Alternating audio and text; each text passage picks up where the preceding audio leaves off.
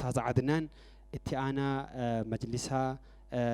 مقالة شجر أصل فوداني دام سجباب دو نوف دبرساني إن شاء الله أستاذة جرى والتجديد تنافس مدنا الله أكبر الله أكبر الله أكبر إن شاء الله أستاذ وجين ترتيجاري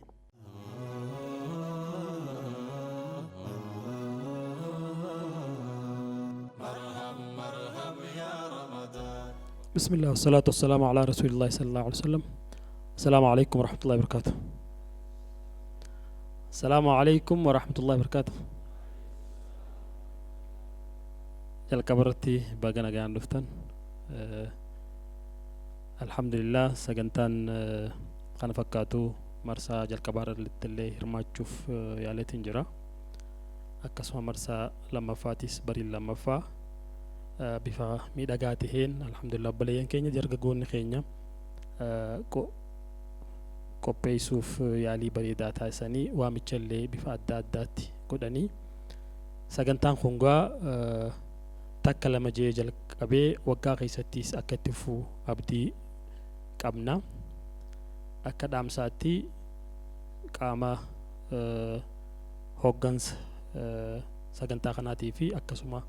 hawaasaaf kan hin jiru jalqaba irratti hawaasni keenya sagantaaleen gaa magaalaa tana keessatti bifa adda addaatiin sagantaaleen amantii ni qophoyti ammoo aadaa hawaasa afaan kana dubbatu jiddu gala godhattee sagantaan hin baramne alhamdulillah dargaggoonni kun lafaa ka'anii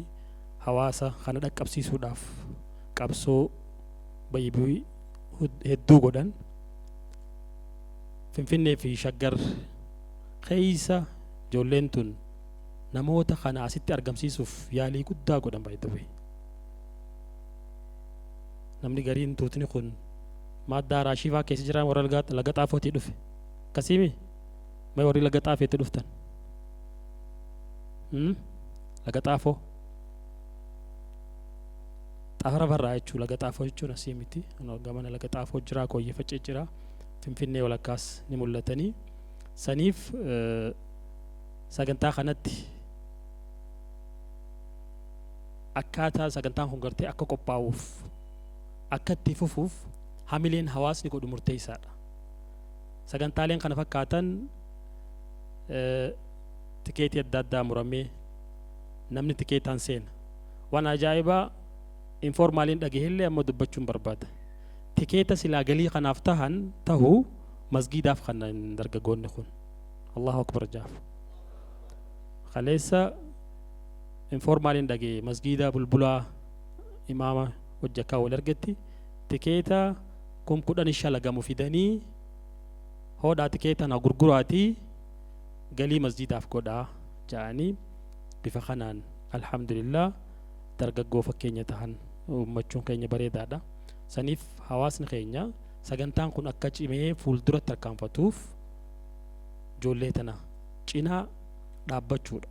tokko tan duraa waamicha isaan yeroo godhan waamicha kanatti argamu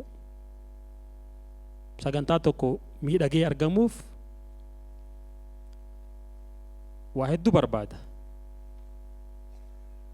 hawaasa kanarra bal'aa qopheessuudhaaf iddoo kana alaa kan yoo kiraansaa kanarra guddaa qaalii barbaada saniif yoo xiqqaate tikeetni yoggaa nu bira gee gatii nu bira gaheen bitachuu danda'uudha qarshantamii 100 200 qopheessan